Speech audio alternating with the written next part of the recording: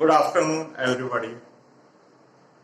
पिछले 2 दिन से मैं स्कूल लेक्चर कंपटीशन का वीडियो नहीं बना पाया क्योंकि मेरा स्वास्थ्य उत्तम नहीं।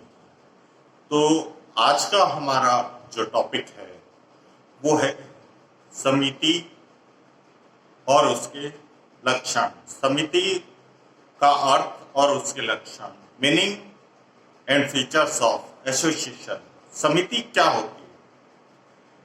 संस्था के बारे में हमने अध्ययन कर लिया कि संस्था जो है अमूर्त होती है या कोई इच्छा या उद्देश्य होती है। समिति जो है वो उसी इच्छा और उद्देश्य को पूरा करने के लिए व्यक्तियों का बनाया हुआ एक संगठन होता है। और वो व्यक्तियों का बनाया हुआ संगठन जो होता है जिसमें व्यक्ति मिलजुल कर कार्य करते हैं और उस इच्छा या उद्देश्य को प्राप्त करते हैं, तो वो इकट्ठे हुए लोगों का समूह जो है वो समिति कहलाता है। आइए इसकी कुछ परिभाषा है, उस पर गौर करते हैं। गिन्सबर्ग के अनुसार समिति ऐसे व्यक्तियों से बनी होती है जो किसी विशेष कार्य अथवा कार्य को पूरा करने के लिए संगठित होते हैं। तो गिन्सबर्ग ने क्या बताया कि समिति जो है ऐसे व्यक्तियों से बनी होती है जो किसी विशेष कार्य या कार्यों को करने के लिए संगठित होते हैं। अगली परिभाषा बोगार्ट ने दी है। बोगार्ट ने बताया है कि समिति सामान्यतः लोगों द्वारा किसी उद्देश्य को प्राप्त करने के लिए साथ साथ काम करना है। तो बोगार्ट ने क्या बताया अपनी परिभाषा में कि समिति जो है सामान्यतः लोगों का किसी उद्देश्य को प्राप्त करने के लिए साथ साथ काम करने को समिति कहते हैं। समिति में क्या होता है, एक संगठन की स्थापना होती है और व्यक्तियों का समूह होना इसमें जरूरी है। एक व्यक्ति कभी भी समिति नहीं कहलाता, कम से कम 2 या 2 से ज्यादा व्यक्ति होते हैं तब एक समिति का निर्माण होता है। और समिति को हम देख सकते हैं जैसे पंचायत समिति है या महिला विकास समिति है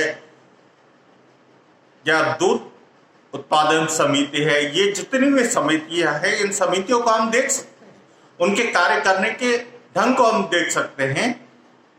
इन समितियों में कुछ नियम होते हैं, इन नियमों की पालना करना जरूरी होता है। और सबसे मेन बात जो होती है वो ये कि समिति में सहयोग होना चाहिए।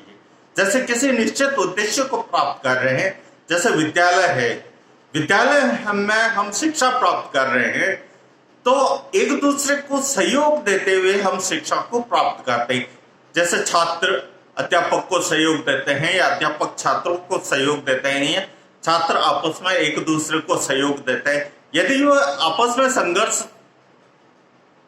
रत हो जाएंगे तो शिक्षा को प्राप्त नहीं कर पाएंगे। जैसे विश्वविद्यालय में या बहुत बड़े महाविद्यालय में आप देखते हैं कि चुनावों के समय से ही छात्र जो है कक्षाओं से बाहर निकल जाते हैं और फिर महाविद्यालय की समस्याओं को निपटाने के लिए क्या महाविद्यालय के या विश्वविद्यालय की समस्याओं को सुलझाने के लिए वो संघर्षरत रहते हैं, तो उनका अध्ययन अध्यापन का कार्य छूट जाता है।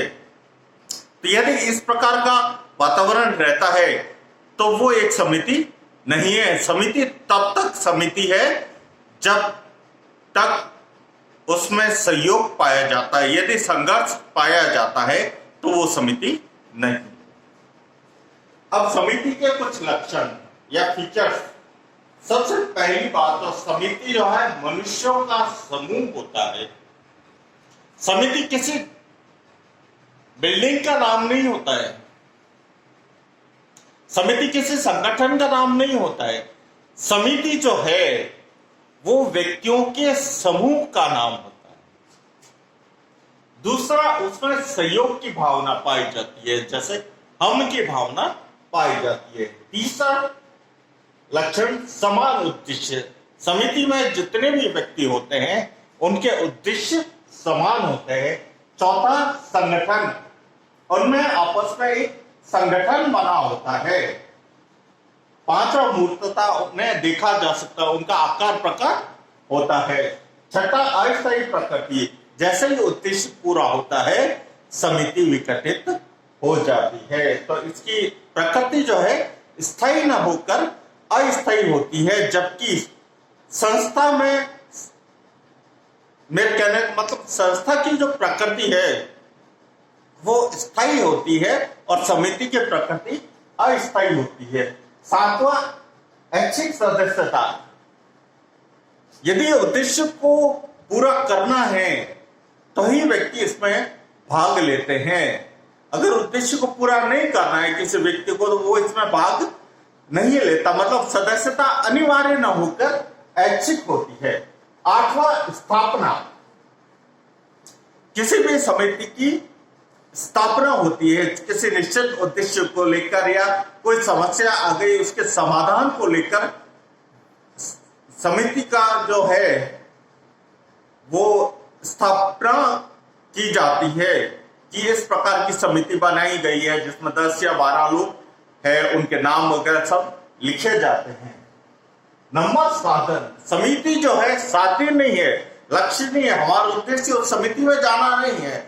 उस समिति में जाकर समिति के पास जो साधन है उन साधनों को अपनाते हुए उस लक्ष्य या उद्देश्य को प्राप्त करना है जिस उद्देश्य को पूरा करने के लिए हमने समिति का निर्माण किया या समिति को ज्वाइन किया।